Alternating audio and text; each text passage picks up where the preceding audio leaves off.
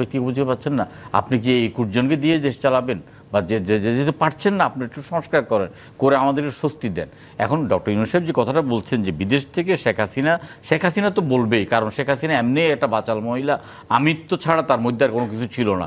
এবং তার আমরা ছোটোবেলায় একটা ছবি দেখছিলাম, দ্বীপ জেলে যায়, উত্তম কুমার পাগল অভিনয় করছেন, সে পাগলকে ভালো করতে গিয়ে সুচিত্রা সেনও ওই যে পাগলের সাথে থাকতে থাকতে সুচিত্রা সেনও পাগল হয়ে গেছেন, বুঝছেন। এখন আওয়ামী লীগের ওই হাসিনার ওই সাইকোপ্যাথের করার চেষ্টা করছেন সৈয়দ মোয়াজ্জেম হোসেন আলাল। এই ডক্টর মোহাম্মদ ইউনূস বলেছে প্রতি জায়গাতেই আছে এবং এটা সবসময় থাকবে। যেই থ্রেটটি আসলে আছে, সেই যাদের কর্মকাণ্ডে লজ্জিত হবার কথা ছিল। আপনাকে ধন্যবাদ। সম্মানিত আলোচক যারা আছেন এবং দর্শক শ্রোতা যারা, সবাইকে আমার এবং বিএনপির পক্ষ থেকে মাহে রমজানের শুভেচ্ছা। বিষয়টা হচ্ছে যে আওয়ামী লীগের কথা, শেখ হাসিনার কথা বিশেষ করে দুটি অংশ আছে। একটা হচ্ছে আওয়ামী লীগ কিন্তু মূলত পালায়নি, পালিয়েছে কিন্তু পরিবার লীগ, আওয়ামী লীগ আছে। আপনি দেখেন, তাপস নাই, রেহানা নাই, তারপরে পরশ নাই, আবুল হাসনাত আবদুল্লাহ নাই, শেখ সেলিম নাই, শেখ হেলাল নাই, শেখ তন্ময় নাই। পরিবারের লোকগুলো কিন্তু কেউ গ্রেফতার হয় না এবং কোথায় আছে কেউ জানেও না। তার মানে কি, পরিবার লীগের প্রধান সহ আত্মীয় তার পরিবারের লোকরা পালিয়েছে, আওয়ামী লীগের অংশ তো রয়ে গেছে।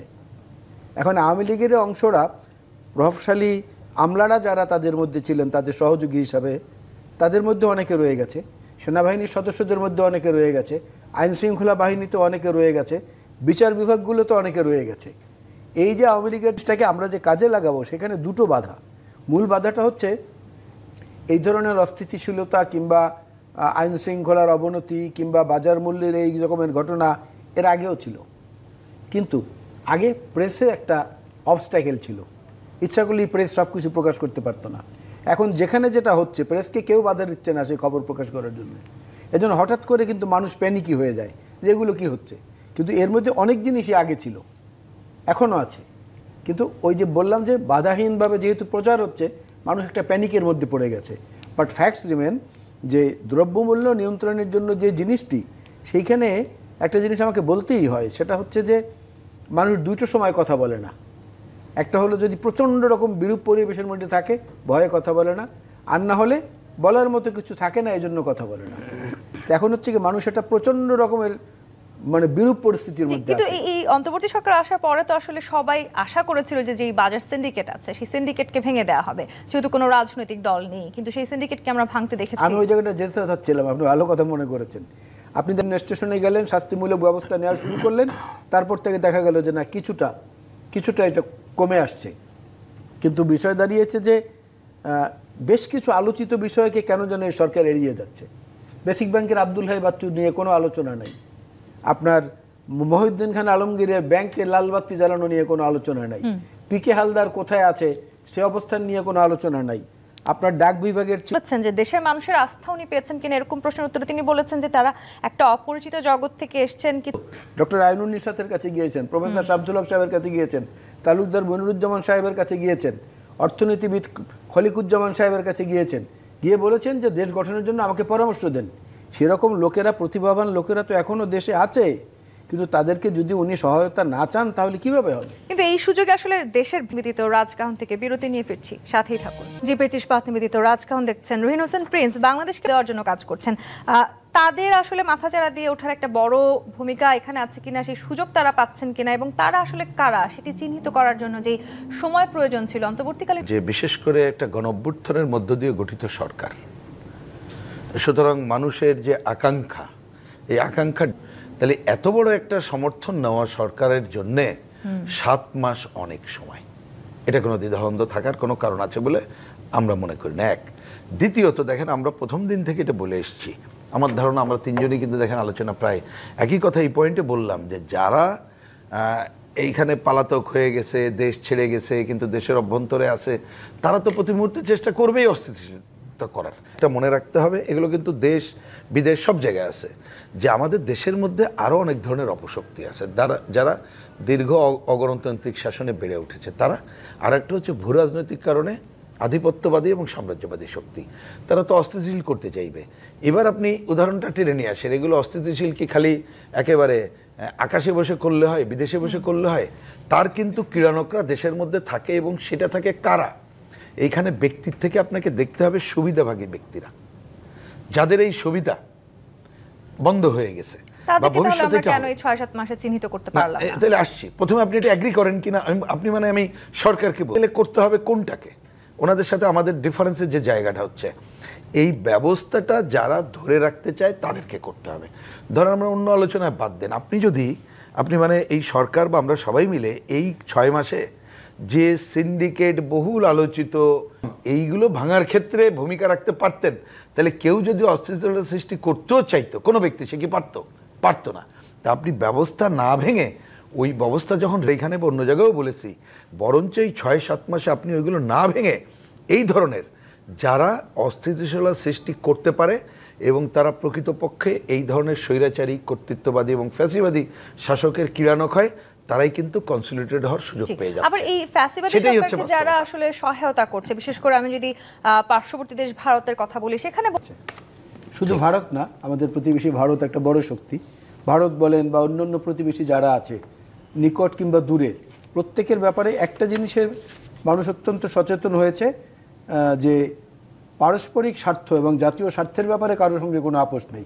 আপনি দেখেন বিজিবি এর আগে বহু মানুষ গুলি করে মেরেছে, বহুবার কাঁটাতারের বেড়া নিয়ে ঝামেলা করেছে, বহুবার আমাদের ভূখণ্ডে প্রবেশ করেছে। এখন কিন্তু সাধারণ মানুষ বিজিবির পেছনে দাঁড়িয়ে যাচ্ছে, এটা কিন্তু আগে ছিল না। এই যে সচেতনতা বোধ, এটাও তো আমাদের পুঁজি।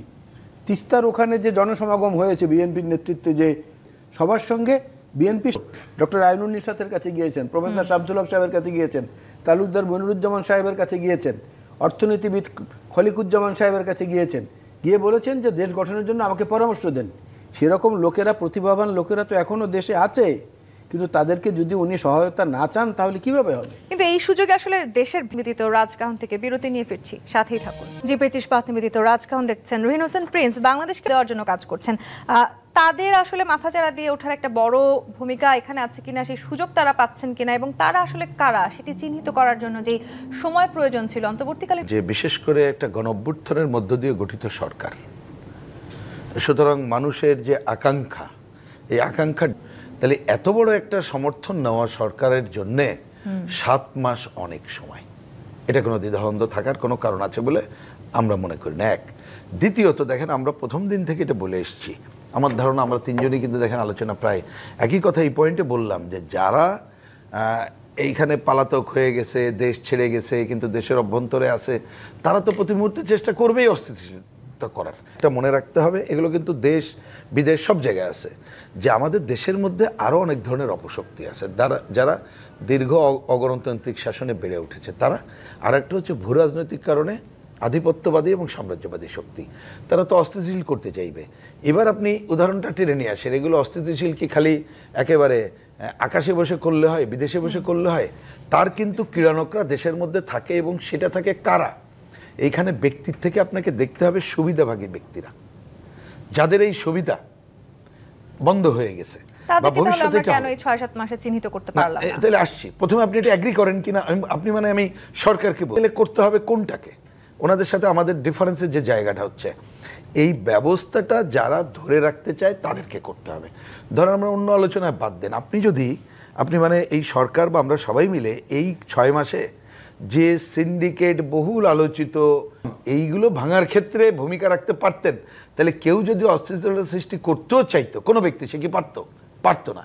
তা আপনি ব্যবস্থা না ভেঙে ওই ব্যবস্থা যখন এখানে অন্য জায়গায়ও বলেছি, বরঞ্চ এই 6-7 মাসে আপনি ওইগুলো না ভেঙে এই ধরনের যারা অস্থিতিশীলতা সৃষ্টি করতে পারে এবং তারা প্রকৃতপক্ষে এই ধরনের স্বৈরাচারী কর্তৃত্ববাদী এবং ফ্যাসিবাদী শাসকের কিরানক হয়, তারাই কিন্তু কনসলিডেটেড হওয়ার সুযোগ পেয়ে যাচ্ছে। আবার এই ফ্যাসিবাদী সরকারকে যারা আসলে সহায়তা করছে, বিশেষ করে আমি যদি পার্শ্ববর্তী দেশ ভারতের কথা বলি, সেখানে শুধু ভারত না, আমাদের প্রতিবেশী ভারত একটা বড় শক্তি। ভারত বলেন বা অন্যান্য প্রতিবেশী যারা আছে, নিকট কিংবা দূরের, প্রত্যেকের ব্যাপারে একটা জিনিসের মানুষ অত্যন্ত সচেতন হয়েছে, যে পারস্পরিক স্বার্থ এবং জাতীয় স্বার্থের ব্যাপারে কারোর সঙ্গে কোনো আপোষ নেই।